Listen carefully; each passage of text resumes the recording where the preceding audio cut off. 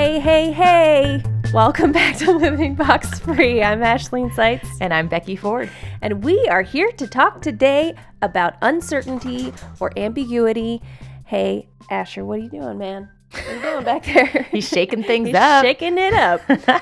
And we're going to talk about the uncertain things in life, which there are so many uncertain things in life. There's so much ambiguity. There's so many times when we don't know what's coming next. We feel like change is coming or change is happening, or there's a decision to make and we don't have all of the details. We have to deal with it. So how do we deal with it? And what makes us good or not so good at dealing with it? So we're going to talk about that today. I'm excited. But before we do that, Becky, what's on the rise for you today? Or this week, I mean. Yeah. This week. Well, speaking of the dog shaking in the background, his collar, my dog is getting fluffy, and I don't mean hair. He is eating a lot of our child's food, so he doesn't want to eat his own food. But the big picture is it's been raining a lot because it's spring, and normally I try to walk my dog every day, every other day. He's not getting walks, and he's getting fluffier as we speak. His harness, I was telling Ash, is like his pant size. And I'm like, dude, we have to go up in your harness again? We got to loosen this again? So sadly, rain is causing my dog not to get walked, and he's starting to get a little fluffy. Yeah, it was, I got here around 2, I think, and he was eating, and Becky was like, yeah, he's eating breakfast. And I said, what? And she said, yeah, he eats so much of Sawyer's food that oh my gosh, he's not hungry anymore. What makes my blood boil is when I cook some delicious thing for Sawyer. And he wants it, and he takes it, and then I turn around, and I look back, and he's feeding the dog, and I'm like, oh, that's for you. Stop doing that. Those berries are expensive. Don't feed them to the dog. Anyway, it's all good. It's all good. My dog is well fed. That's the moral of the story. Yep. Ash, what is on the rise for you? Well, as we're recording this, Easter is almost over. Woo. So I am looking forward to some rest and relaxation post-Easter before my best friend's wedding. Oh, wow. I'm looking forward to chilling. And if you listen to our podcast last week, I will probably do multiple types of rest because I need all the rest. All of them. All of it, everyone. all of the rest, please. All of the 7 types. Good. So I am looking forward to that. I hope almost you get there. Lots of rest. Thank you. Yes. All right, let's talk about ambiguity. Let's do it.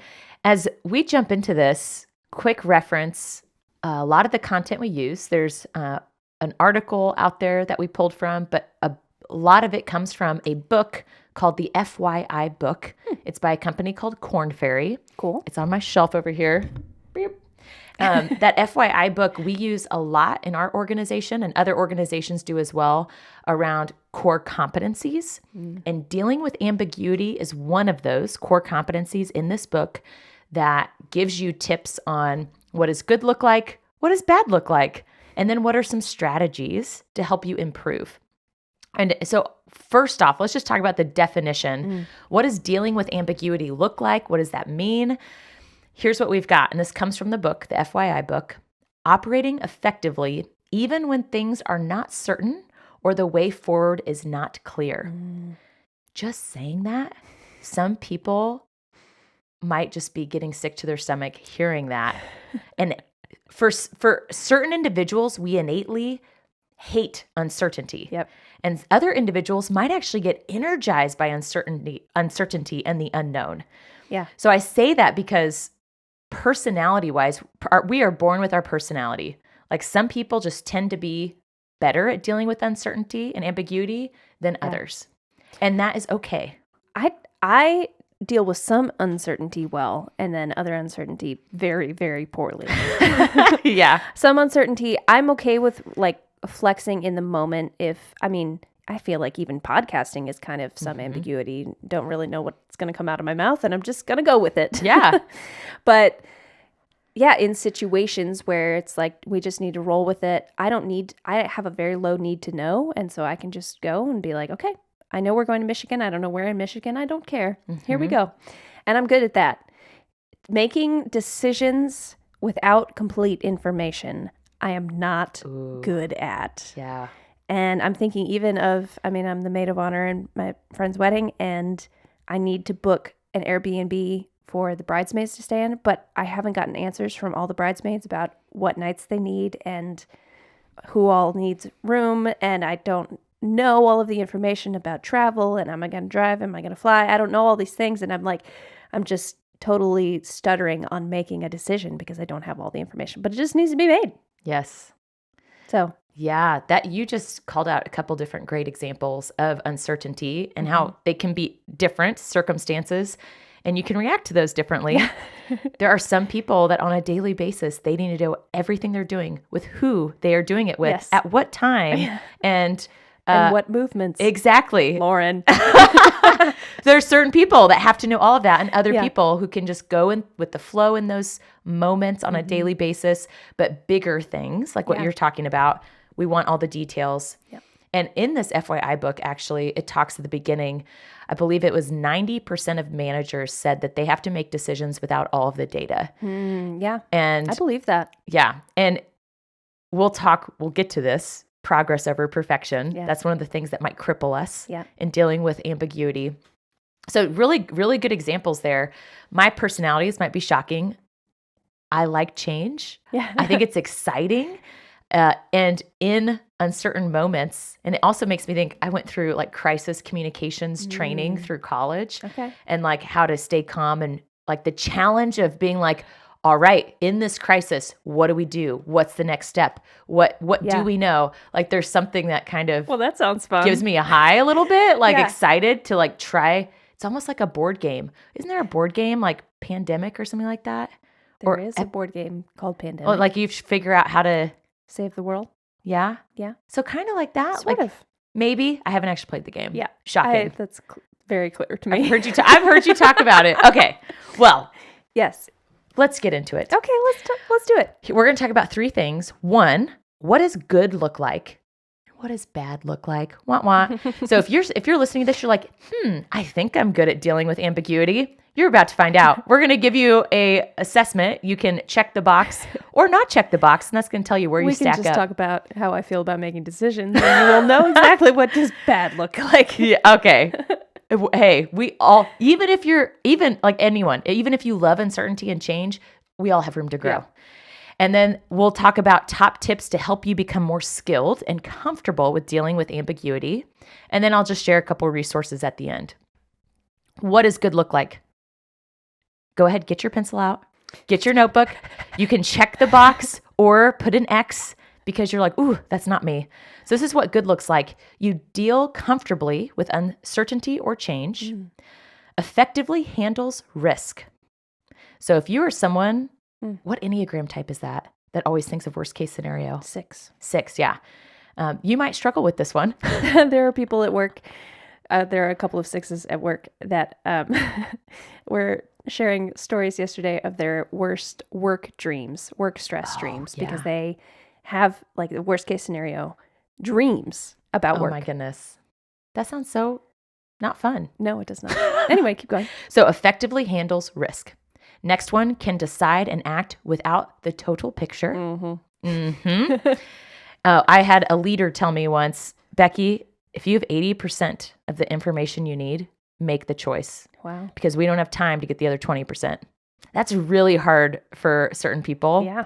I think of people I work with who are in research and development. That's really hard. Oh, yeah. They want 99.9% of all the information before they make a decision. If not more.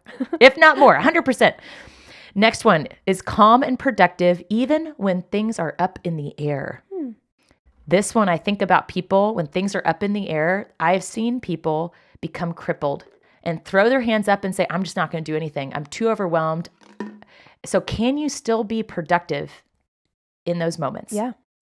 Last one, deals constructively with problems that do not have clear solutions or outcomes. So that's what good looks like.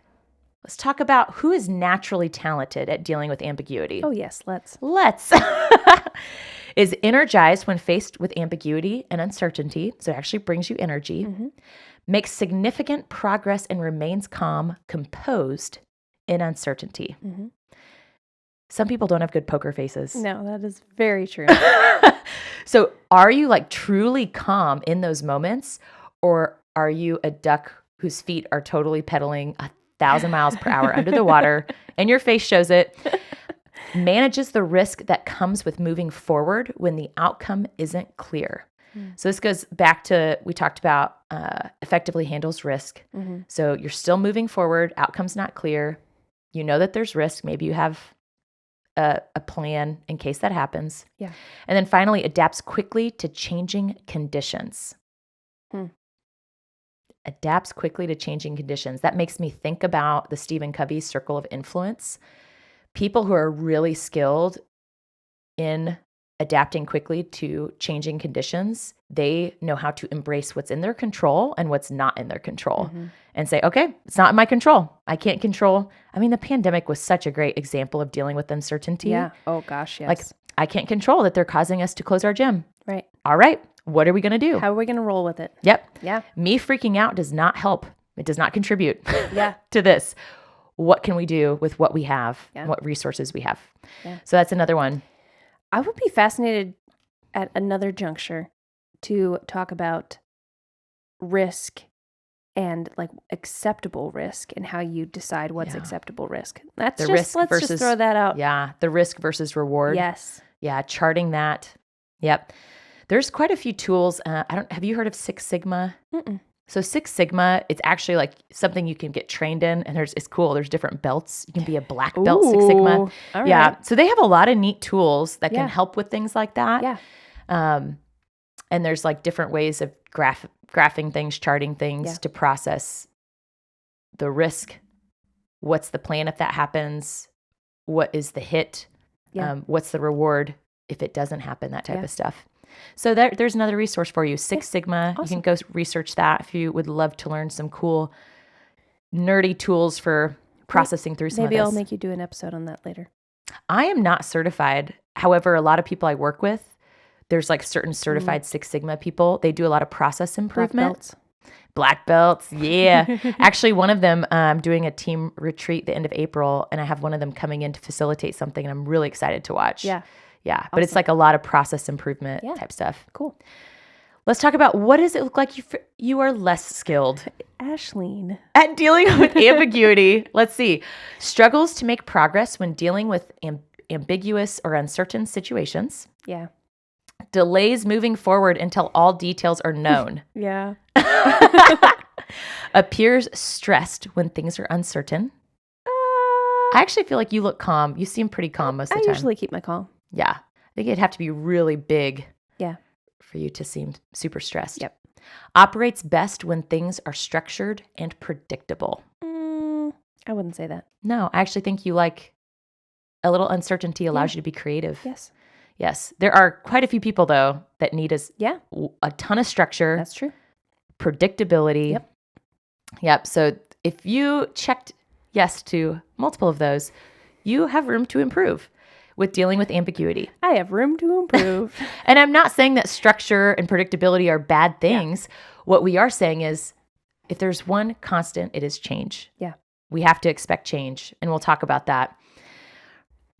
When it comes to reasons why you might be less skilled here, we already talked about like just personality types. Like innately, some people get energized by uncertainty, others get crippled by it. You might be someone who gets easily overwhelmed. That's just a personality trait of yours. A person who prefers to maintain control. That is a personality trait that definitely struggles with uncertainty, because we talked about that Stephen Covey's circle of influence. The center of it is what you control. The middle ring is what you can influence. And the last ring is what you cannot influence, you cannot control. And some people love having control and they hate living in that outside ring where they can't influence it, they can't control it. And it makes them angry. Yeah. Yep. Cautious, avoids risk. So that's another personality trait that might not lend well to dealing with ambiguity.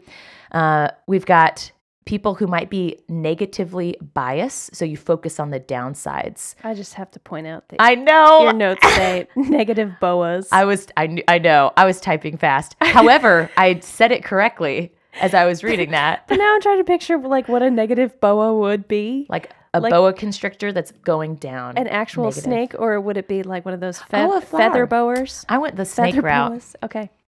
The feather one's definitely probably It could safer. be like black and just keeps molting. Ooh. Okay, I'm sorry. Keep going. I apologize. Okay, so negative boas or negative bias focuses on the downsides. A high need to be right. That is another element, a personality trait that might cause us to be less skilled. Dealing with ambiguity, you have to take risk, you have to make decisions, and you are not always going to succeed and be right. So you have to be okay with that. Yeah. And then the last one is perfection oriented. Mm-hmm. If you're a perfectionist, this might be really hard for you. And Yeah. I am just saying, there are positives to every personality type out there. It's true. I mention these differences and why some people might be less skilled because we're just making it aware that you might have to use more energy to become better at dealing with ambiguity and uncertainty. It might take more work, more practice. Let's talk about how do we do that? Oh, yes, let's. Let's talk about some tips. The first one is making paradox your friend. Interesting. Okay. Tell me Interesting, more. yes. And this actually comes from an article that we can link to. It's from a website, Chief Learning Officer. And it does have some really good examples there. And a lot of them are a little bit more corporate, organizational wide. So paradox is a seemingly absurd or self-contradictory statement or proposition that when investigated or explained may prove to be well-founded or true. So one of the things when we talk about uncertainty is sometimes we have to accept that things we once think are certain have now changed, and that is no longer the truth or the path. And so dealing with the paradox is being willing to open up our minds to see things in a different way and be willing to approach things in a different way. And this includes like the both and things, right? That Jim Bishop talked about when we interviewed him of, it doesn't have to be one or the other. It can be both. Yes. And that's, I think, often what happens in a paradox is you're putting together two things that feel contradictory, but they're not. Exactly. Yeah. Very good. And both can be true. As opposed to an oxymoron, which is, they literally cannot be true. Yeah. I feel like I get those two mixed up sometimes. Yeah, no, I'm glad I didn't even think about that. I'm glad you clarified. One of the things that this article we can link to as well, it talks about how a lot of managers are really good at the quick wins. Like, if I ship this before this date, it's going to be less expensive. We're going to be more profitable. What the really high executives have to be good at are these situations. So dealing with that paradox, so shifting their leadership style to manage these complex issues that are longer term, bigger picture. It takes guts to embrace the paradox, making it your friend rather than denying it. And this can offer more value to your organization. So this is a lot of organizational mindset. It can also be applied to our personal lives, right? We don't have to choose this or that or uncertainty. We can say, so I'll go back to the gym during the pandemic. Our physical location is closed. We do not have to say that our business is closed, even though all of our business we've ever done has been in person. Yeah. Like we can have it closed physically and we can still operate and offer classes. So it's opening up our mindset. So it's not this or that. It's both. Yeah. Let's talk next about don't close too early. Oh, okay. So this goes into so highly organized and focused corporate leaders often like to make lists and cross things off their to-do list. I myself, I love the to-do list because I am an achiever. Yeah. But we need to make sure that we don't always check something off and say it's done, because sometimes circumstances can cause that issue, that opportunity to reopen.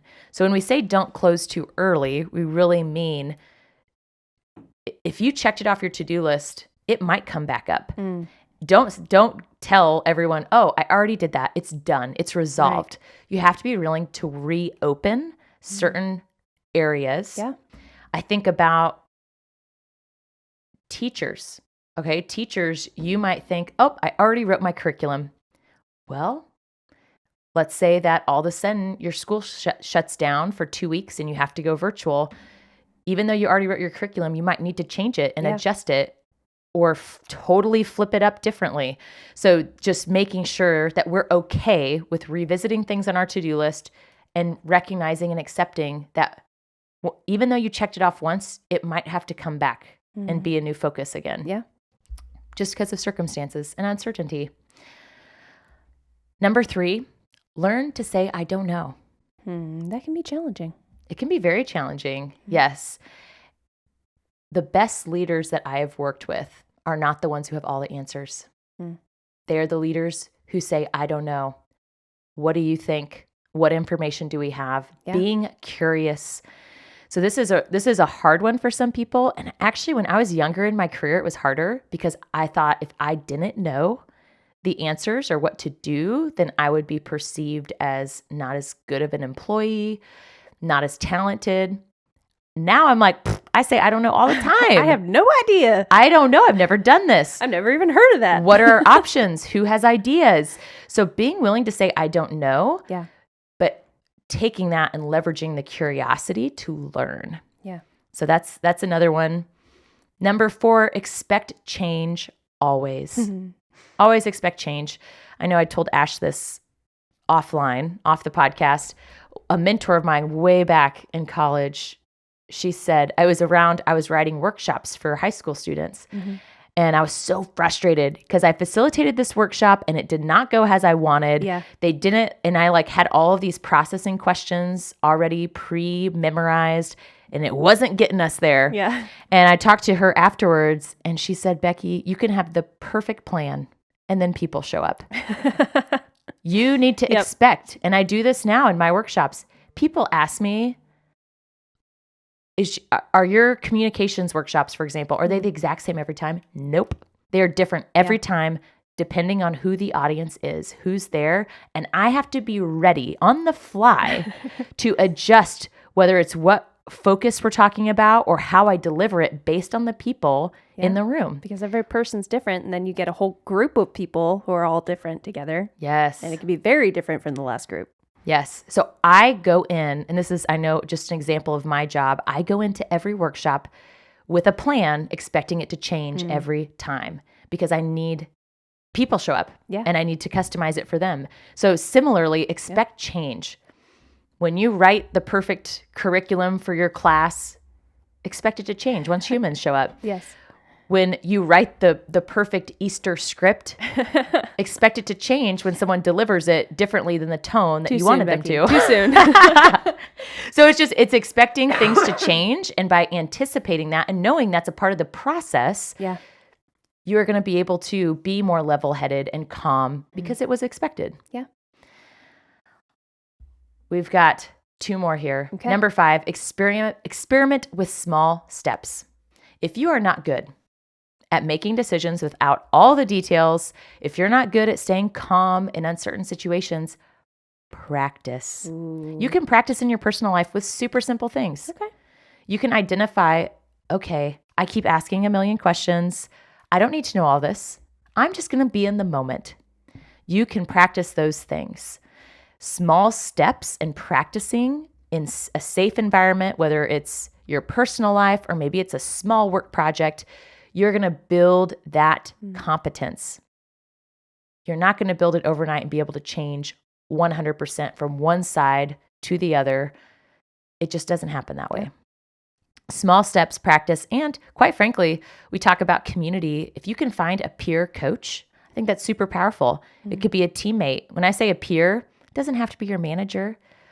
Some of my best coaches have been teammates who I say, hey, will you call me out if I freak out the next time something changes? Can you just call me out? Let me know. Yeah, just let me know. And because I'm working on this. Yeah. So having an accountability buddy, a peer coach, if you do want to ask a friend or your manager, you can do that as well. Yeah. Last one. This is probably my favorite. Progress over perfection.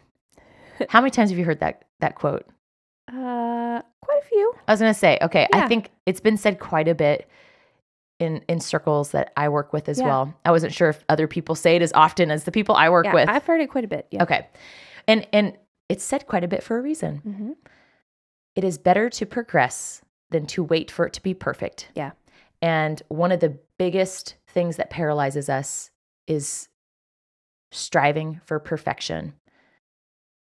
First off, perfection is usually subjective. Yeah. Is it truly perfect, or is it perfect in your eyes versus this Right. other person wouldn't say that? Right.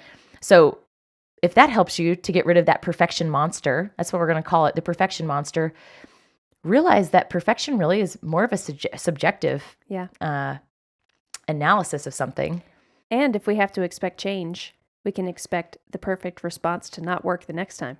Yes. Yes. It's only going to work once. I was actually listening to a different podcast, and they were talking about being open. I think it was the Andy Stanley podcast. It was talking about being open to change. And it said, did you know at one point the world was flat and that was a fact? Yeah.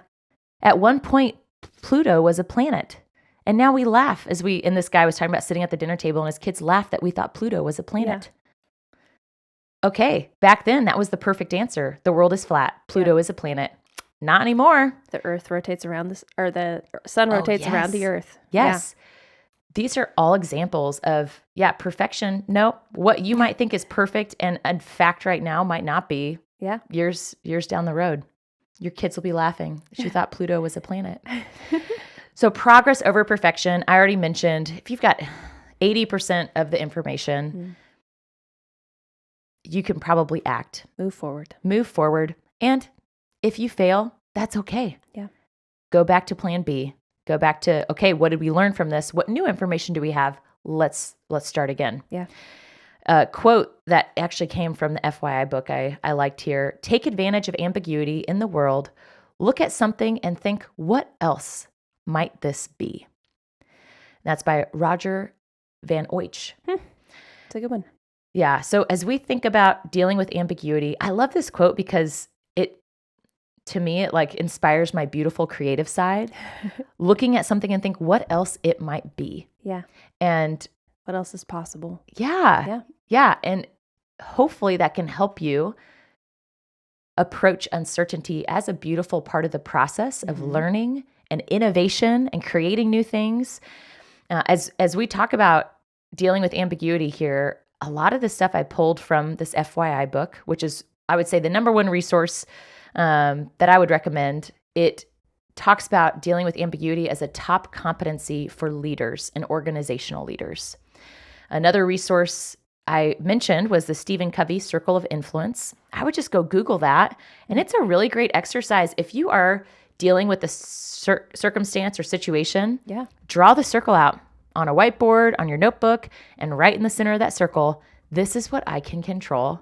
Middle ring, this is what I can influence. So I can't necessarily make my manager change this, but I can give him reasons to. I can influence him. Outside circle, I have no control. I have no influence. And sometimes just writing it in the outside circle allows you to move forward and stop stewing on it because you can't do anything about it. What can you do something about? Yeah. And the last one, Kubler-Ross change curve. We talked about this. We have talked about this, yeah. And it's helpful to identify our emotions, and specifically if you are stuck in change. If there's some uncertainty or change taking place and you are stuck, that Kubler-Ross change curve walks you through the natural emotions that you have. And you can also look up what do you need to get through each stage. You can go back and listen to our podcast about it if you don't want to Google it and you just want to listen. So that's the Kubler-Ross change curve. We'll also link to the article that I mentioned, the Chief Learning Officer, that has, it actually has 6 key ways to thrive in ambiguity. Yes. I pulled out a few of those in here, also combining some from the FYI book. Cool. Uncertainty. I don't know. Yep. That's a practice saying that. Yeah. I am better and better at saying that the older I get. Yeah. Which is, That's good. I think that comes with progress. confidence. It is. Way to go. Yeah. Yes. Well, we hope this was helpful. Yeah. It was helpful for me. So. Oh, good. I don't care if it was helpful for others. That's what this is about. It's me. It's This all is about me. As you listen to this, first off, just know Our personalities influence how well we are at dealing with ambiguity. So if you didn't check all the boxes of being skilled at it, it's okay. Yeah. And if you love dealing with ambiguity, uncertainty, great. You can probably still do something to improve. And so take an assessment of your life. Is it work? Is it home, where maybe you struggle a little bit more with uncertainty? Take those small steps to practice. By incorporating these different elements, you are going to be able to stay calm, be patient, and take advantage of looking at something and asking yourself, what else might this be? Yeah. And think of it as a positive thing and not a negative or crippling thing. An opportunity. Yes. Cool. Woo! That was fun. Yeah. Well, with that, we hope that you have a great rest of your week and practice some of these tips. Yeah. And I know we'll I'm be going back. to. Yeah, I'm gonna practice some too. Yeah. Progress over perfection. All right. Just move forward. I don't know. So many things to say and do. We hope that you'll join us next time. We appreciate you tuning in. Yeah. Bye, guys.